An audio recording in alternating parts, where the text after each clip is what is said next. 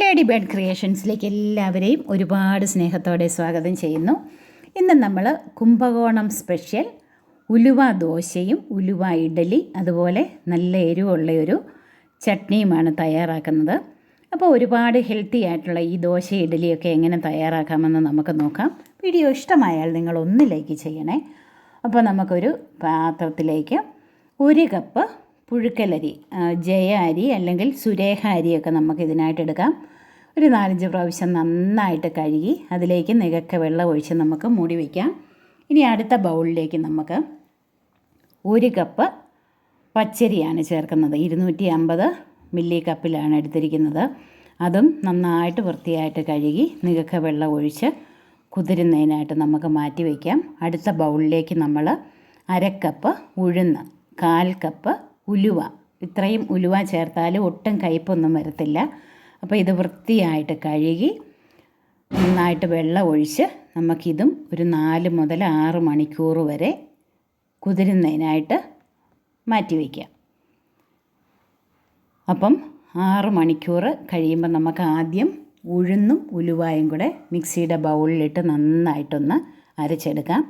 ഇതൊരു വലിയ പാത്രത്തിലേക്ക് നമുക്ക് ഒഴിച്ചു കൊടുക്കാം.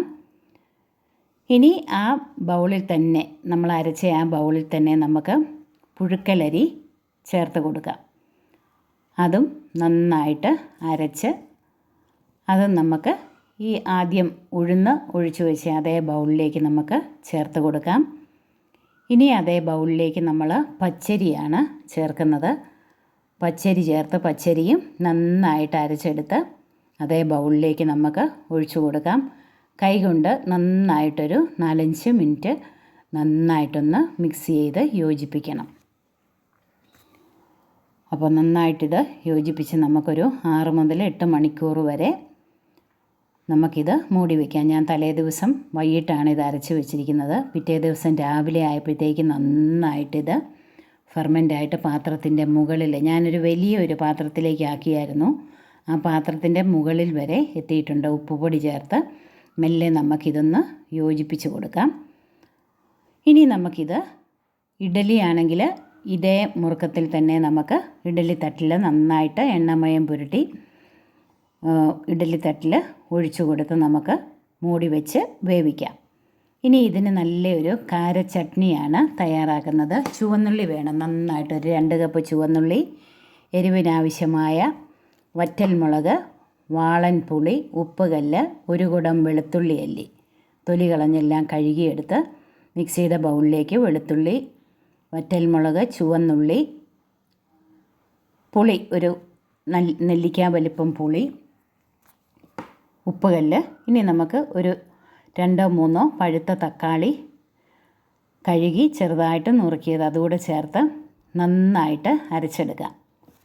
അപ്പം നമ്മളിത് താളിക്കുന്നൊന്നുമില്ല, സ്പെഷ്യൽ ഒരു താളിപ്പ് നമ്മൾ തയ്യാറാക്കി ഇതിലേക്ക് ചേർക്കുവാണ്. 4-5 ദിവസം കേടാകാതെ ഇരിക്കുന്ന ഒരു ചട്നിയാണ്.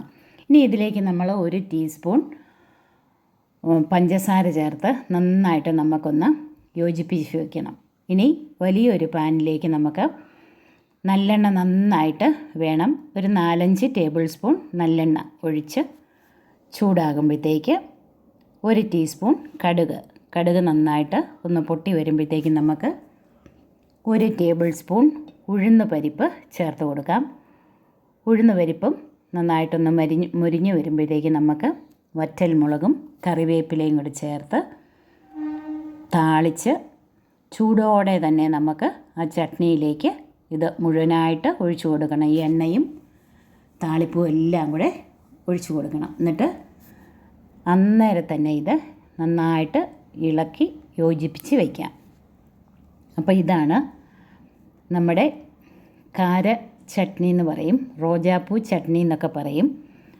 അപ്പോൾ ബെസ്റ്റ് കോമ്പിനേഷനാണ്, ഇഡലിക്കും ദോശയ്ക്കും ഒക്കെ ബെസ്റ്റ് കോമ്പിനേഷനാണ്. ഇനി നമുക്ക് ദോശയും തയ്യാറാക്കിയെടുക്കാം. ദോശ തയ്യാറാക്കുമ്പം ഇഡലി ബാറ്ററിനെക്കാട്ടിലും അല്പം കൂടെ ഒരു വെള്ളം ഒഴിച്ച് ലൂസ് വേണം.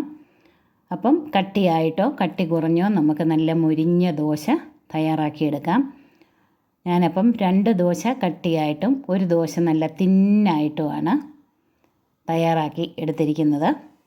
ഒരു മീഡിയം ഫ്ലെയിമിൽ വെച്ച് നമുക്ക് നല്ല മുരിഞ്ഞ ദോശയും അതുപോലെ ഈ കാര ചട്നിയും ചേർത്തൊന്ന് കഴിക്കാം. അപ്പം ഷുഗർ ഉള്ളവർക്കൊക്കെ ഒരുപാട് നല്ലതാണ്. ഉലുവയുടെ ഗുണങ്ങൾ എല്ലാവർക്കും അറിയാമല്ലോ. അതുകൊണ്ട് ഈ ഉലുവ ദോശയും ഉലുവ ഇഡലിയും ഇതുപോലത്തെ ഒരു ചട്നി തീർച്ചയായിട്ടും നിങ്ങളൊന്ന് തയ്യാറാക്കി നോക്കണേ. താങ്ക്